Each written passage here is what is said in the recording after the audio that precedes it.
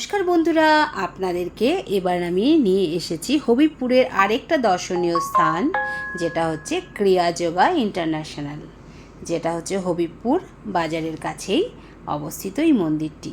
এখানে আসলে আরও দেখতে পাবেন চতুর্দিকে সবুজ প্রাকৃতিক শোভা, প্রকৃতির সুন্দর শোভা। তো চলুন পুরো ভিডিওটা দেখার অনুরোধ রইল, ভিডিওটি স্কিপ করবেন না, সঙ্গে থাকুন, সাথে থাকুন। চলুন দেখে নেওয়া যাক।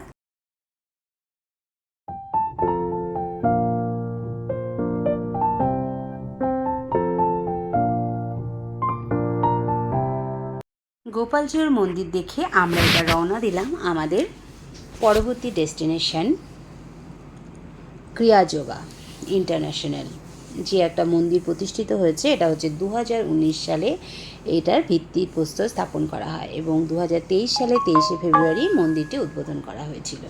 তো চলুন সেই মন্দিরটি আমরা এবার দেখে নিই।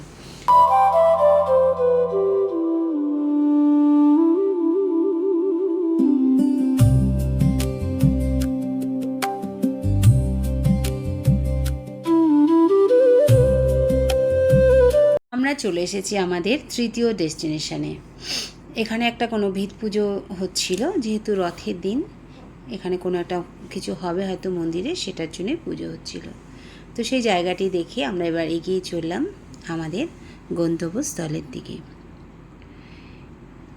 তো চলুন ক্রিয়াযোগ কেন্দ্রটি সম্বন্ধে আমরা একটু জেনে নিই।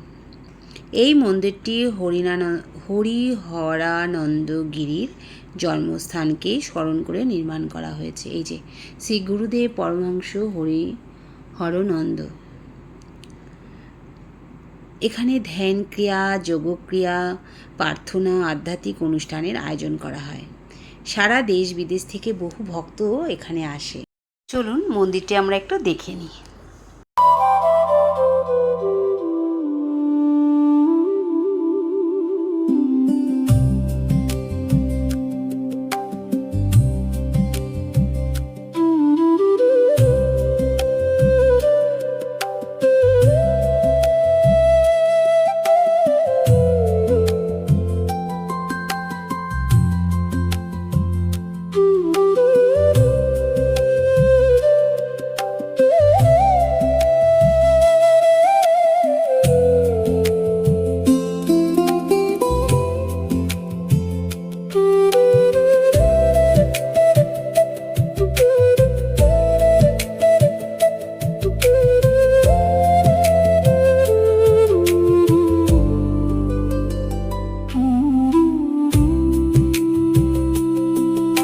মন্দিরে আসলে আপনারা অনেক কিছুই দেখতে পাবেন। এই মন্দির খোলে ভোর 4:30 থেকে এবং বন্ধ হয় রাত 8টায়। সারাদিনই মন্দির খোলা থাকে, তবে দুপুরবেলা দুপুর 1টা থেকে 4টা পর্যন্ত মন্দির বন্ধ থাকে। তো এখানে আসলে আপনারা দেখতে পারবেন মঙ্গল আরতি, তুলসী পূজা, নরসিংহ আরতি, জপ, ধ্যান, শৃঙ্গার দর্শন, গুরু পূজা, অনেক কিছুই দেখতে পারবেন। মন্দিরটিতে ঢুকতেই বাইরে প্রথমেই ছিল এই মন্দিরটি, এই ছোট্ট মন্দিরটি।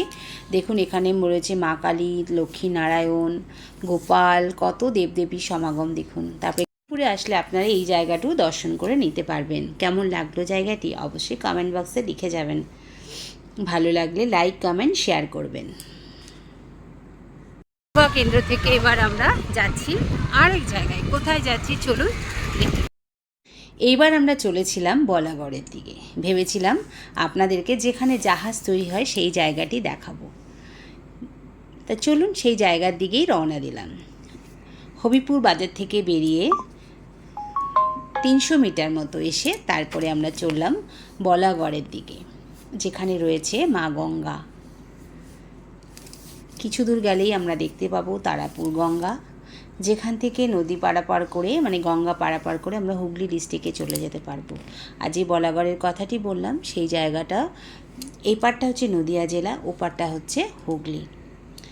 তো আমরা এবার সেই দিকে চলেছি, চলুন আপনারাও আমাদের সাথে।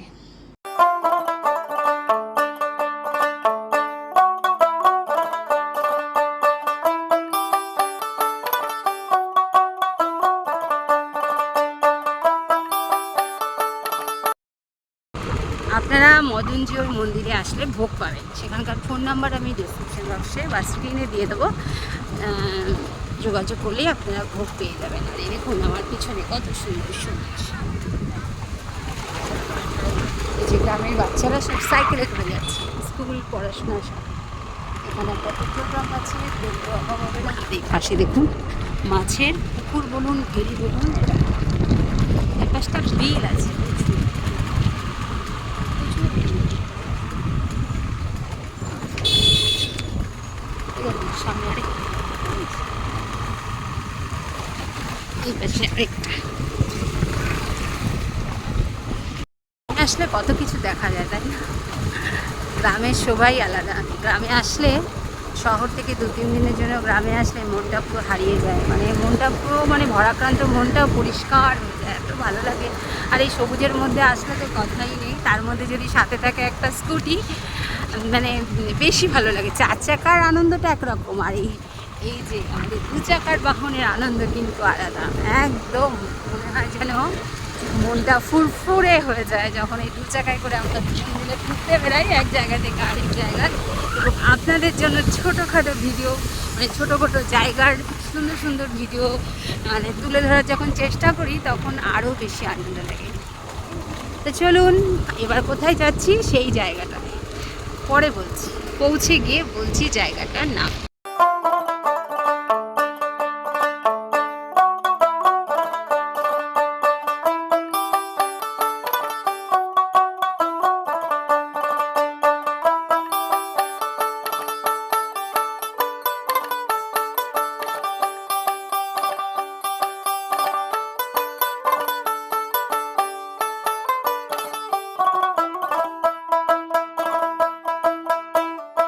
কি সুন্দর না জায়গাটা, যত যাচ্ছি ততই ভালো লাগছে, খুবই সুন্দর।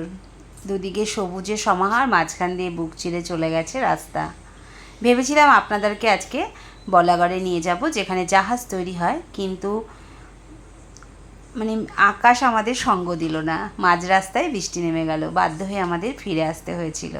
আপনারা যদি আসেন হবিপুরের স্পটগুলো দর্শন করে এখানে ভোগ প্রসাদ নিয়ে আপনারা চলে যেতেই পারেন। পাশেই হচ্ছে ফুলিয়ার কীর্তিবাস ওঝার মন্দিরে, পাশেই আছে গঙ্গার পাড়েই হচ্ছে কীর্তিবাস ওঝার মন্দির, যিনি রামায়ণ লিখেছিলেন। এবং ফুলিয়ার তাঁতের কারখানাও দেখে নিতে পারেন।